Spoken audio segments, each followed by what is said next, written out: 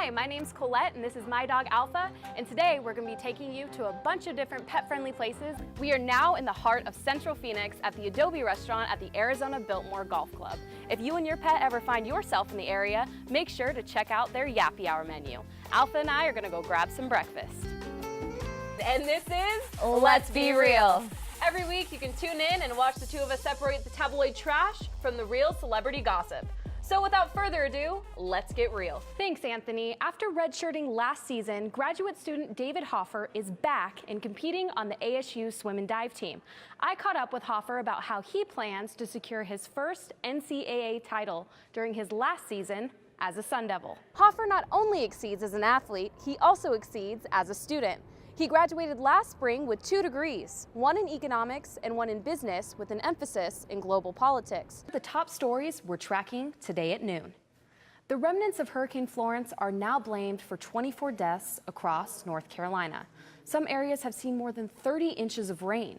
People in 6 states along the East Coast are feeling the impact of the lingering storms. Hello everyone, my name is Colette Stein and welcome to this week's episode of The Cronkite File, a show that makes sure to cover all aspects of the media. Stevens has made a habit out of exceeding expectations, but his talents don't only lie in sports. He started his broadcasting career at KSTP-TV in Minneapolis, Minnesota. He later moved on to work for ESPN for nearly 20 years, where he met Herm Edwards. Well everyone, that's all we have for you today. Make sure you tune in next week so we can catch you up on all you need to know in news in only one episode. When Cohen, my son, was 13 months old, he woke up from a nap and his eyes were really red, which I'd never noticed before, but I could tell he wasn't focusing on me, and so I rushed out and just showed up by my pediatrician's door. She just thought maybe he had like pink eye, conjunctivitis, and said maybe get him some drops and sent us on our way. And then Saturday morning he woke up and he was completely blind. After a series of different tests and hours of questioning, Barrett and Karen Sanders left the Jules Stein Eye Institute answerless with a blind baby boy in their arms. They said, you should probably research raising a blind child. So we went home and tried to live life with a blind child, but still seeing the eye doctors. It wasn't until a few months later that a sign of hope finally emerged. They decided to inject one of his eyes with a steroid. They only do one eye because it could ruin the eye, so they didn't want to ruin the other eye. So they injected his eye with a steroid, and I remember I tried to keep life normal, so I went to the park with a friend, and I noticed that he was reaching out for a swing, and he had never done that before, and I was like, yelling to my friends. I'm like, did you see that? And they're like, yes. Overjoyed with the good news, the Sanders got Cohen's second eye injected with the same steroid, and the result was the same. Cohen's vision was finally returning. Considering all his eye issues, his hand-eye coordination was amazing. At 2 years old, he was hitting off the tee. We could throw a ball and he was hitting, and he just loved it. Any kind of sport he would love. It's individuals like Cohen that inspire us every day, but his story does not end here. 7 years later, Cohen's love for sports allows him to see a bright future on and off the field. So we met Cohen, we had a baseball draft, so that's when the kids try out for the team. There were probably, I'm trying to think, probably about 30 kids there, and we had first pick, and our first pick was Cohen, because he's a hustler and all that kind of stuff. So that was probably about 1.5 years ago. Cohen never let his vision hold him back and plays his heart out every time he hits the field, and always excels at the plate.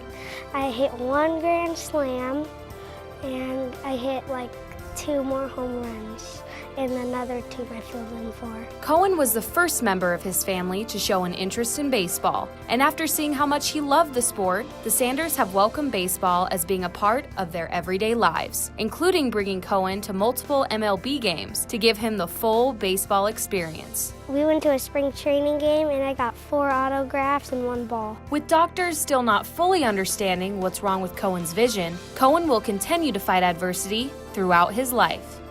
His normal is not every kid's normal. He has eye appointments at least once a month to check up on him. He's been under anesthesia more times than I would like to count. But through it all, Cohen's lively personality and drive motivates everyone he comes in contact with, including his own teammates. Don't hang your heads, stuff like that. For Cronkite Sports, I'm Colette Stein.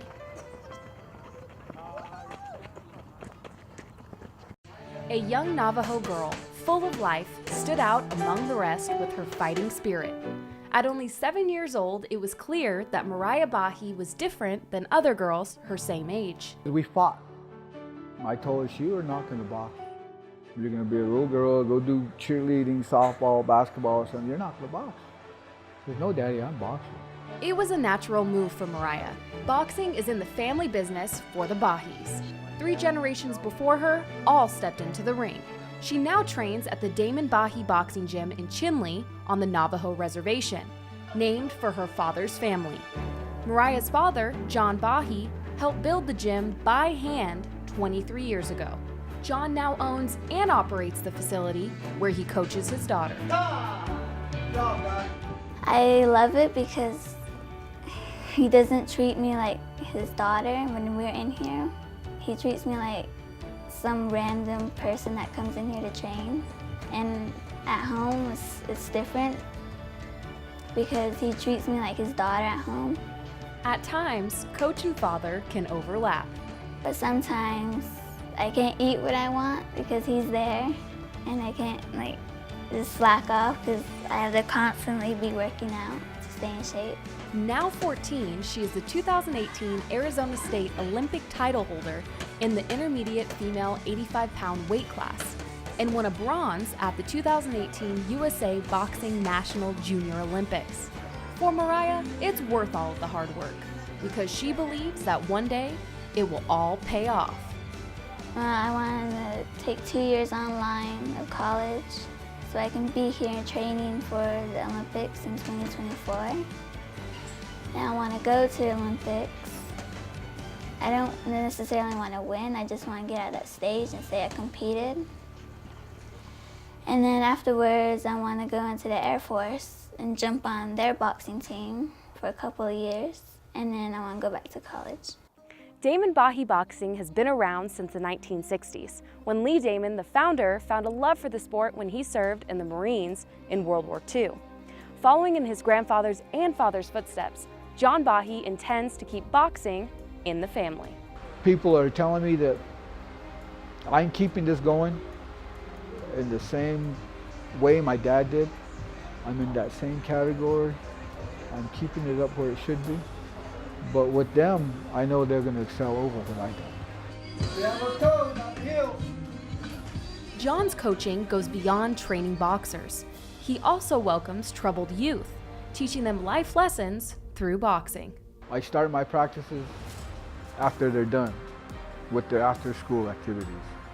In other words, if they really don't have a stable home, they can come here and we can teach them some stuff.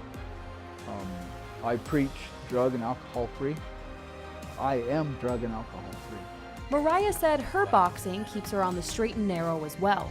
Her work ethic is contagious, motivating all that practice at her family's gym, especially the other young women. The little girls that are in here inspire me because they look up to me, and if I do something wrong, they're gonna follow it and they're just gonna do whatever I do.